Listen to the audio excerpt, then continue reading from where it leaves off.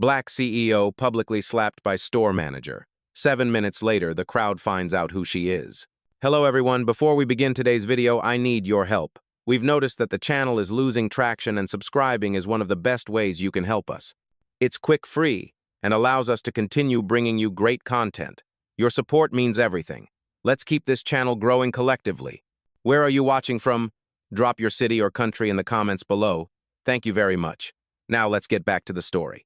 Isn't she the event planner? The words cut through the champagne chatter like glass shattering on marble. Heads turned. The chandelier light glinted off diamonds, power, and judgment. And in the center of it all stood Janelle Rhodes, 38, calm in a black minimalist gown that looked too quiet for a $30 billion room. At the far end, Eleanor Whitmore, matriarch of the Whitmore dynasty, let out a delicate laugh, the kind that sounds like money pretending to be manners. "Oh, sweetheart," she said, her tone dipped in honey and venom. "You're standing in the wrong room. The staff entrance is down the hall." No one laughed out loud, but the silence was complicit. Phones tilted, pretending to check messages, but recording every second. Security waited, they'd seen this dance before. Janelle didn't move. Her eyes, steady as polished steel, swept across the ballroom, the gold leaf ceilings, the paintings no one understood, the faces that smiled only upward. Then she smiled back. "No," she said softly. "I'm exactly where I need to be." A ripple ran through the room. One Whitmore son whispered, "Who invited her?" Another chuckled, "Maybe she's someone's +1, or tonight's entertainment." That laugh, brittle, careless, echoed longer than it should have. Janelle lifted her glass of still water, not champagne, and murmured, "Water's fine. I'll save the good stuff for when the night ends." The line landed like a spark in velvet silence. Eleanor's smile cracked. Cameras flashed outside. Inside, the air grew heavy luxury, turning into discomfort. Before we continue, where are you watching from? Drop your city or country in the comments below. And if you believe in dignity and justice, hit like and subscribe. These stories spark change, and we're glad you're here. Now back to Janelle. They thought she was a guest, but she wasn't one. She was the architect of their empire, and by sunrise, she would be the reason it fell. Hours earlier, before the laughter, before the humiliation, Janelle Rhodes had stood in front of a mirror fastening a simple black earring. No diamonds, no statement piece, just purpose. Tonight wasn't about glamour, it was about exposure. She had spent months tracing the Whitmore family's empire, the shell companies, the offshore accounts, the charity fronts that weren't charitable at all. Whitmore Industries looked flawless on paper, but she'd seen the rot behind the curtain. And tonight she planned to watch it collapse quietly from the inside. Janelle's name never appeared on the guest list. It didn't need to. Her holding company, Rhodes Global, owned 51% of Whitmore Industries through 3 different investment arms. In other words, every chandelier in that ballroom, every violin playing near the champagne tower had technically been paid for by her. Yet she walked in alone, without entourage or flash. That was the test. Would they recognize value when it didn't arrive dressed for approval? She had learned the answer long ago. At 23, she was told by a venture capitalist in Manhattan that she didn't have the right image to lead a fund. At 30, a board member called her the diversity quota. At 38, she stopped asking for rooms and started buying the buildings that held them. Now in this ballroom, surrounded by people who measured worth by invitations and last names, she blended in just enough to be ignored. That's where real power hides, not in noise, but in access. Near the stage, she noticed a young reporter taking photos for a lifestyle magazine. The girl's camera lingered too long, eyes narrowing with recognition. Janelle caught her gaze just for a second, a silent warning and an unspoken alliance. In her clutch, a slim phone vibrated once. Message from Eden, her executive assistant, all systems armed. Protocol L13 ready when you are. Janelle locked the screen without replying. Her reflection shimmered in a wall of glass, a woman out of place by design. Behind her, the Whitmores toasted another record year, unaware the clock on their empire had already started ticking. The music swelled, lights dimmed, applause filled the room. And in that applause, Janelle heard it, the sound of arrogance so loud it mistook itself for permanence. She raised her glass one last time and whispered, "To endings." By midnight, the countdown had begun. The string quartet played something expensive and forgettable. Crystal glasses clinked. Money moved through the room, disguised as laughter. And then came the moment the night turned. One of the Whitmore sons, Preston, mid-30s, silk tie arrogance polished like marble, drifted toward Janelle with a grin that wasn't friendly. "Did catering run out of uniforms?" he said, swirling his drink. Or did someone lose their way from the service corridor? The people around him chuckled, the kind of laughter that apologizes for nothing. Janelle didn't blink. She'd seen this performance before, the casual cruelty of men who inherited everything but earned nothing. Preston leaned closer. "Relax," he said, voice slick with entitlement. "It's just a joke. We tease everyone who doesn't fit the dress code." Meaning, she asked, her tone flat. Meaning, well, not everyone here shops on Madison Avenue. The line hit like a slap dressed as humor. Some guests shifted uncomfortably. Others smirked. Eleanor Whitmore, watching from across the room, raised her glass as if endorsing the moment. Janelle's gaze met Preston's. Her expression didn't change, calm, unreadable, dangerous in its quiet. "You think money makes you fluent in class," she said. "It doesn't. It just amplifies what's missing." The words froze him mid-breath. The laughter died. A photographer near the stage caught the still frame, her eyes steady, his jaw tight, a perfect image of power misunderstood. Maya Lin, the young journalist, lowered her camera slowly. She mouthed a single word, "Wow." She'd just witnessed something rare, grace standing its ground against inherited arrogance. Preston tried to recover. "You've got spirit," he muttered. "But this is a private event. Maybe you should mingle somewhere else." "Maybe," Janelle said, setting down her glass, "but I prefer staying close to my investments." The remark puzzled him. He laughed awkwardly, thinking she was bluffing. "Investments? In what champagne?" Janelle turned slightly toward the cameras now circling the scene. "No," she said. "In consequences." The air shifted again, brittle, heavy, electric. Even the quartet faltered, one violin note cracking mid-song. Across the room, Eleanor's smile faded for the first time that night. Something in Janelle's voice had weight, the kind that doesn't come from pride but from ownership. She straightened, smoothing the line of her gown, and glanced toward the balcony doors. Her phone vibrated once, a silent cue from Eden. Protocol L-13 armed. The countdown wasn't metaphorical anymore. It had begun, and the Whitmores were still laughing in the dark. The ballroom's noise folded in on itself, shrinking under the weight of what wasn't being said. Janelle didn't defend herself. She didn't raise her voice. She simply stood still, a calm point in a storm of artificial charm. Security lingered near the marble pillars, waiting for a cue from the hosts. None came yet. The Whitmores weren't used to silence that commanded. They were used to apologies, stammering people backing away. Janelle gave them none of that. She reached for a napkin, wiped the rim of her untouched glass, and placed it neatly on the tray of a passing waiter. "Thank you," she said, with a grace that didn't ask permission. The waiter blinked, stunned by the tone, by the calm. He nodded. Across the room, Eleanor's smile returned, thin and rehearsed. "It's all right, everyone," she announced lightly. "Let's not turn a misunderstanding into drama." Her voice, perfectly trained for social damage control, skimmed over the tension like perfume over smoke. But the damage had already taken root. Guests whispered. "Who is she? Why isn't she leaving? Did you see that look?" Each question tightened the atmosphere another notch. Janelle glanced toward the string quartet, now forcing cheer through trembling hands. Their music didn't fill the room anymore, it just tried to cover it. Preston attempted one more smirk. "Don't take it so seriously. We were joking," he said, tone brittle. "Then you should work on your punchline," Janelle replied. Her calm wasn't passive, it was precision. Every second she stayed silent, every slow breath was part of a plan. The longer they underestimated her, the cleaner her strike would land. At the bar, a junior investor named Caleb Moore, who'd met Janelle once during a corporate summit, squinted across the crowd. He whispered to the man beside him, "That's Rhodes Global, isn't it? She looks familiar." But his voice drowned under another swell of music. Eleanor leaned toward her assistant, whispering sharply, "Get security ready. If she causes one more scene, escort her out." Janelle caught the words. She didn't react. She simply adjusted her clutch, exhaled, and watched the chandelier lights dance across her reflection in the glass wall. She'd been here before, different cities, same tone. Once in Zurich, a banker had called her the intern. In London, a rival investor offered to buy her a real seat at the table. They all learned the same lesson: she didn't need a seat. She built the tables. Now here in New York, she wasn't here to argue. She was here to listen to the sound of power exposing itself. From the corner, Maya Lin lifted her camera again, capturing Janelle's stillness. The lens caught what no one else saw: control wrapped in patience, waiting to strike. The night's laughter faded. What replaced it was quieter, sharper, the sense that something or someone was about to change everything. From the far corner of the ballroom, the camera lens blinked red, tiny, almost invisible but alive. Maya Lin adjusted her grip, pretending to photograph the floral arrangements while recording the room's unraveling dignity. She wasn't sure who this woman was yet, but her instincts whispered, "Don't stop filming." The Whitmore's guests had shifted from amusement to unease. Laughter had turned into side glances, then whispers. The word trouble began to float through the air like a scent.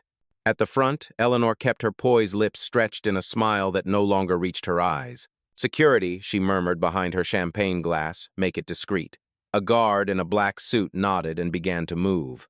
Maya saw it, the slow approach, the tightening circle, and so did Janelle. Her gaze flicked once toward the balcony mirror, catching the reflection of the man in motion. She didn't flinch, didn't turn.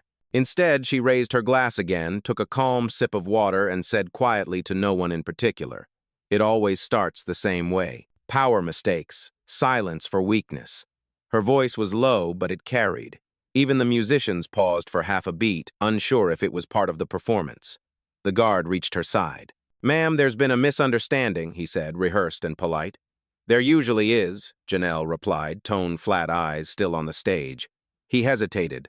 The words didn't sound like compliance, they sounded like control. Maya's lens zoomed in, her heartbeat sinking with the quiet tension. From her angle, she could see Preston whispering to his mother, frustration etched across his face. "Just get rid of her," he hissed. "Not yet," Eleanor replied softly. "I want to know who she thinks she is." And that was the thing nobody knew. No one recognized the woman who owned half their empire standing right there, framed by chandeliers and ignorance. Near the bar, Caleb Moore had stopped pretending to drink. He'd pulled out his phone, scrolling through a portfolio database. Then he froze, his mouth parted slightly. "Oh my God," he whispered. "That's Janelle Rhodes." But his voice was swallowed by the room's noise. He looked up again, urgency on his face, but before he could cross the floor, the guard reached for Janelle's arm. Cameras caught it, Maya's included. She zoomed in on the moment, the hesitation, the quiet insult. Janelle turned her head just slightly, eyes sharp as a verdict. "Be careful," she said. "You're touching liability." The guard's hand froze midair. The crowd exhaled, realizing too late that the story had already changed direction. Maya lowered her camera, breath shaky. She didn't know it yet, but this footage would go viral before dawn. Because what she'd captured wasn't a scandal, it was a warning. The guard's hand dropped, retreating into the silence that followed her words. For a moment, even the hum of the chandelier lights seemed to still. But then Preston laughed, short, sharp, defensive. "Liability?" he sneered. "You're lucky we don't call the police for trespassing." Eleanor's fan clicked shut. Her smile returned like a mask being reapplied. "Darling, don't make a scene," she said smoothly, though her tone was razor thin. Then turning to Janelle, "You see, my dear, this is a private event. Guests here have pedigree." The sentence hung in the air, heavy, deliberate, centuries old. Guests turned away, pretending not to hear. Maya's camera didn't. She captured every syllable, every pause where decency should have lived. Janelle let the insult hang there, suspended between them like smoke. Then she set her glass down on the nearest table, gentle, precise. "And yet here I am," she said quietly. Her tone wasn't loud, but it drew eyes like gravity. She wasn't performing. She was measuring. The room was the scale, and they were all revealing their weight. Eleanor tilted her head. "You're bold," she said almost admiringly. "But boldness isn't value. Not in this world." Janelle met her gaze, unflinching. "That's because you built a world that couldn't tell the difference." The crowd shifted. Conversations died mid-sentence. Even the string quartet faltered, bowstrings quivering against silence. Preston stepped forward, jaw tightening. "Enough. I said leave." "Security," he gestured sharply. Two guards started toward her. And that's when Maya's flash went off, a burst of white light splitting the room. Eleanor turned startled. "Who are you?" she demanded. Maya lowered the camera, heart pounding. "Press," she said. "And you just made news." A wave of murmurs rolled through the room. Phones came out. Guests began filming. The story that had been whispered was now alive, breathing through 100 lenses. Janelle didn't smile. She simply adjusted her earring, turned toward the cameras, and spoke with surgical calm. "If you're going to record, make sure the sound's on. This is what arrogance looks like when it thinks no one's listening." The guard hesitated mid-step. The crowd hesitated with him. For the first time, the Whitmores didn't control the narrative. Eleanor's hand trembled, slightly hidden behind her clutch. Preston's bravado cracked, replaced by something smaller, fear pretending to be anger. Janelle stood centered under the chandelier, its fractured light spilling across her face. She looked up straight into the reflection of $1,000 million egos collapsing under truth. "You said pedigree," she murmured. "I prefer results." The cameras caught every word. By the time the videos reached social media that night, number Pedigree V's Power would already be trending. The sound of the room fractured whispers slicing through the music, the rhythm of panic disguised as politeness. Cameras blinked red across the ballroom like silent alarms.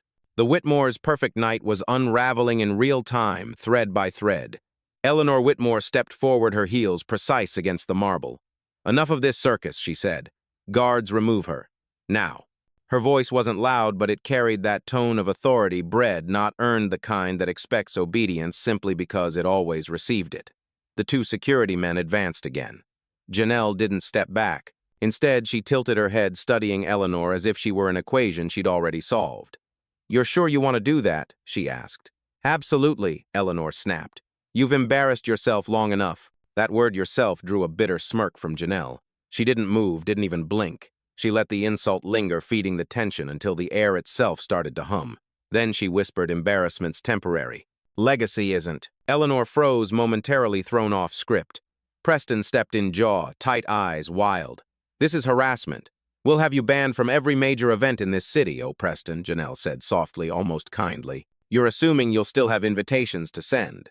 The murmurs grew louder. Someone gasped. A guest whispered, "She's not bluffing," while another pulled out his phone to search her name. At the back of the room, Caleb finally reached Maya. He leaned in close voice, trembling. "She's Janelle Rhodes. Rhodes Global Holdings. She owns them." Maya's eyes widened. "You mean 51%, he said. "She's their majority shareholder." Maya's camera stayed locked on Janelle's face, the stillness before the storm. She knew she was recording something historic, something more than scandal. One of the guards reached out again, hand hovering inches from Janelle's arm. She turned her head slowly, her tone steady enough to cut glass. "Touch me and you'll be trespassing on company property." The words hit harder than any shout. For the first time, hesitation replaced arrogance. The guards looked at each other, uncertain, shrinking under the gaze of someone who suddenly seemed untouchable. Eleanor's composure cracked. "Company property," she repeated, voice shaking. "Yes," Janelle said. "This ballroom, this event, this company, all of it. Mine." The crowd erupted, gasps, disbelief, the sound of reality collapsing in on privilege.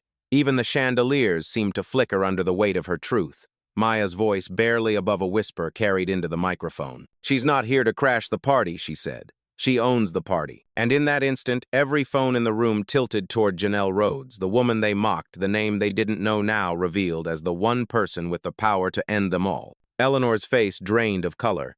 The ballroom, once a symphony of self-importance, fell into stunned quiet. Even the violinist froze mid-bow.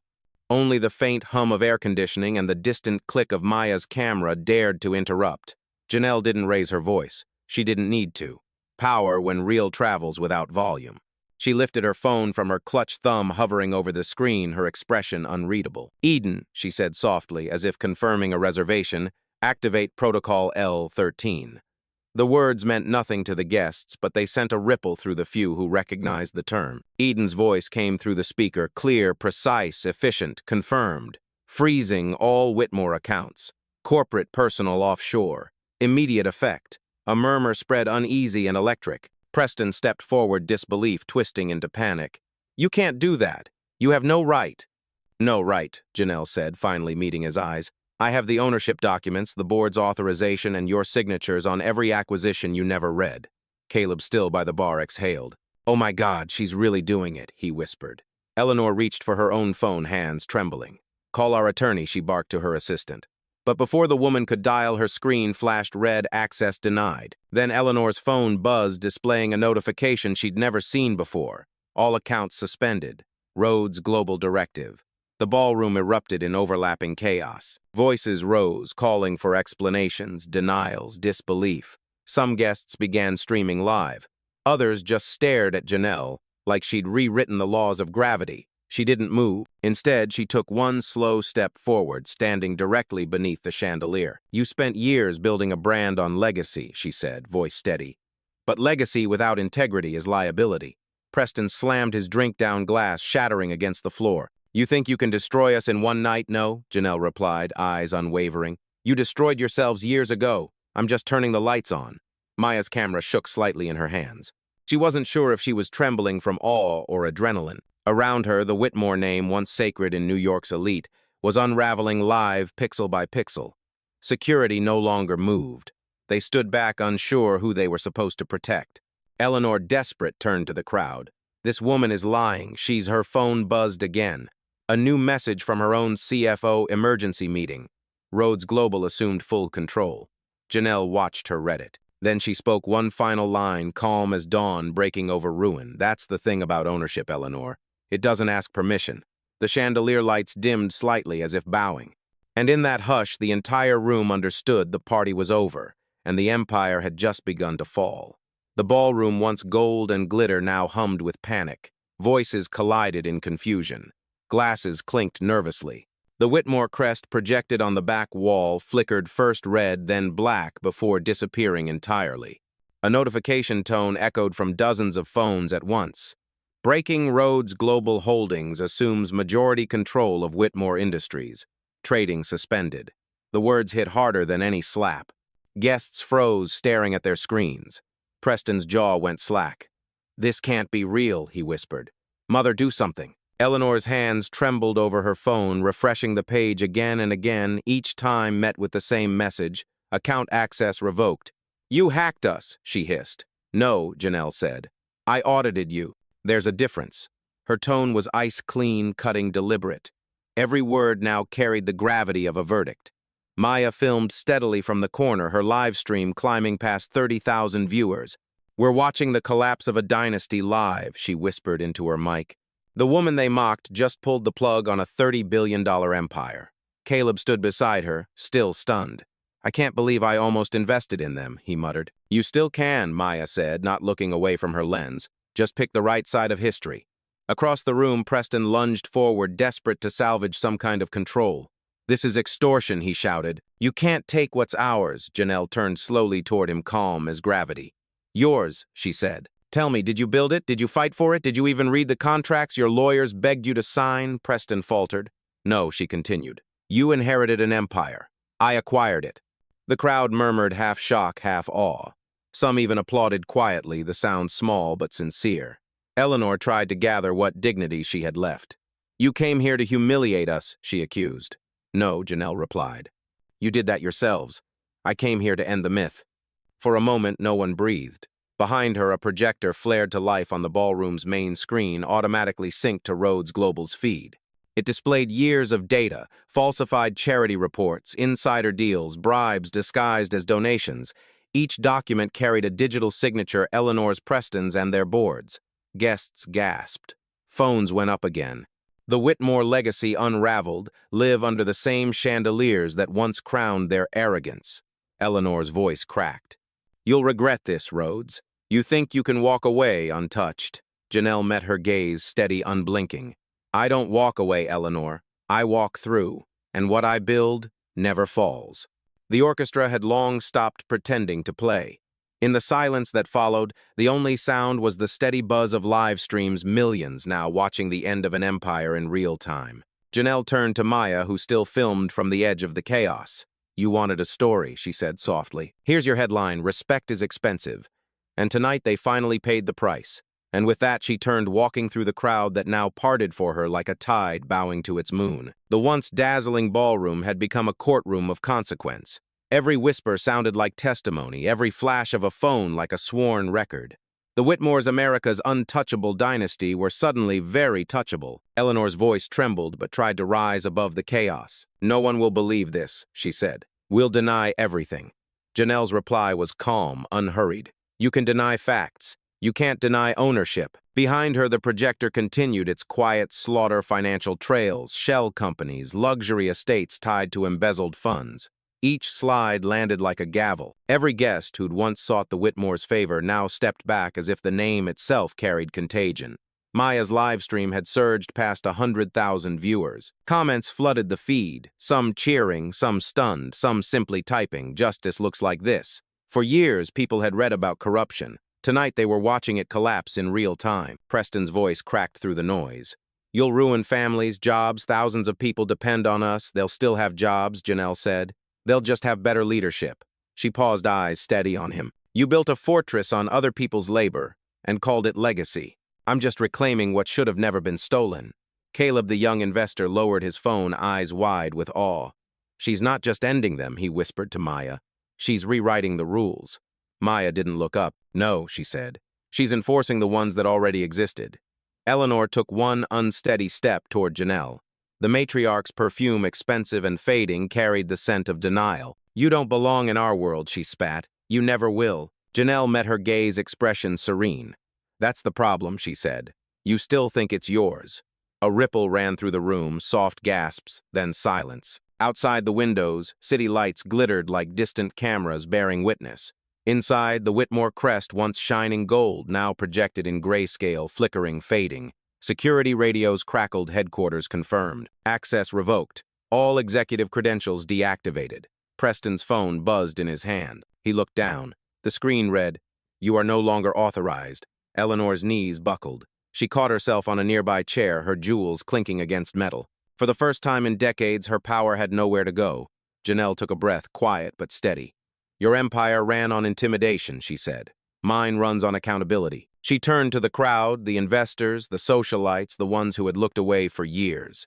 This isn't revenge, it's balance. The kind the world keeps waiting for but never sees. Maya panned her camera across the frozen faces. In that single frame, the fallen dynasty, the calm architect of its undoing history, was rewritten not with violence but with verification. And as Janelle walked toward the grand staircase, the guests parted again. Not out of fear this time, but respect. By midnight, the ballroom was no longer a party, it was a post-mortem. The air smelled of wilted orchids and broken certainty. The Whitmores stood surrounded by the ghosts of their empire. Servers frozen in shock, guests pretending not to film, reporters already outside, narrating the fall in real time. Security received the final command through their earpieces. Confirm removal, a voice said. The lead guard hesitated, eyes darting between Janelle and Eleanor, of whom he asked quietly. Eleanor Whitmore, came the answer. Immediate. Eleanor's lips parted, but no sound followed. Her own staff men she'd paid, people she'd controlled now, stepped toward her, hesitant but obedient. You can't do this, she whispered.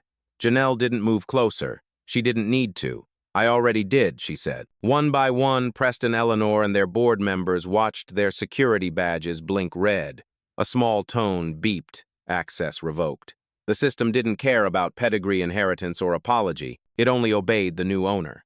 Preston's bravado broke. Please, he said, voice cracking. You can't just erase us. I'm not erasing you, Janelle replied. I'm documenting you. There's a difference. Her phone vibrated again, Eden's voice on the line. Audit complete. Transfers confirmed. The Whitmore account is frozen across 9 banks. Good, Janelle said softly. Notify compliance. Begin restitution. The crowd murmured, realizing what that meant. This wasn't just vengeance, it was justice structured and signed. Eleanor's voice rose again, desperate now. You'll destroy our name, Janelle's eyes met her, calm as midnight. Names rebuild. Reputations don't. For the first time, the old matriarch looked smaller than the woman she'd mocked. Her pearls shifted against her throat as she whispered, You planned this from the start. No, Janelle said. You did the moment you built wealth on exclusion. Maya's camera caught every word. The live stream crossed 3 million viewers. Comment sections flooded with fire emojis, applause, and one phrase repeating over and over. This is what accountability looks like. Outside, the press lights flared against the glass walls, reflecting the collapse back into the room like judgment itself. Caleb stood beside Maya, his voice low, almost reverent. She didn't shout, he said. She just turned the world upside down. That's how real revolutions sound, Maya replied. Eleanor's hands shook as security gently guided her toward the exit. Her diamonds clinked like falling glass. Janelle stepped forward, not to gloat, but to finish. Power isn't about who speaks the loudest, she said. It's about who can stay silent long enough for truth to echo. The last flashbulb burst as Eleanor crossed the threshold, the door shutting with a hollow thud that sounded like the end of an era. And in that stillness, Janelle Rhodes, once mocked, now monumental, finally allowed herself a single exhale. It wasn't triumph. It was closure. Dawn broke over Manhattan, soft and gold, touching the glass towers like a quiet apology for the night before. The news anchors were already awake, their voices looping across every screen in the city. Breaking overnight, Rhodes Global Holdings assumes full control of Whitmore Industries. Decades of corruption exposed. The Whitmore family removed from all executive roles. Every network carried the same headline, "Empire Collapses. Justice Served." In her penthouse office overlooking the skyline, Janelle Rhodes stood by the window in silence. No champagne, no celebration. Just a cup of black coffee and a screen full of reports. The footage from the gala had gone viral, 40 million views in 6 hours. Clips of her words had been turned into quotes, stitched into songs printed onto t-shirts. But Janelle wasn't reading comments. She was reviewing contracts, transfers, audits, restitution plans for the employees who'd been underpaid by the Whitmores for years. Every digit, every clause was another act of correction. Eden entered quietly, tablet in hand. "It's official," she said. "All accounts transitioned. The press is calling you the woman who ended old money." Janelle didn't smile. "They'll call me worse tomorrow," she said. "As long as they spell my name right." They both laughed softly, an exhale after the storm. Across the city, the Whitmore mansion gates were locked. Movers carried boxes into waiting trucks under the flash of cameras. Eleanor's statement, read through a trembling publicist, ended with the words, "We wish Miss Rhodes well." The world heard it for what it was: surrender. Maya Lin's article went live at 8:00 a.m. sharp. Title: "When Silence Spoke Louder, the Night Power Changed Color." It trended within minutes. Her closing line read, "In one room, arrogance died. In another, a new kind of authority was born." At 8:30, Janelle finally looked up from her reports. She stepped out onto the balcony, the wind lifting the edge of her blazer. Below, the city pulsed chaotic, alive, unbothered by the ruins of an empire. Her phone buzzed with messages, board approvals, media requests, invitations to speak. She ignored them all. Instead, she whispered to herself, "Never beg for respect. Just build something they can't erase." It wasn't for the cameras. It was for the 16-year-old version of her who'd once been told she didn't belong in a place like this. The sunlight touched her face. The city looked smaller now, like something manageable, not menacing.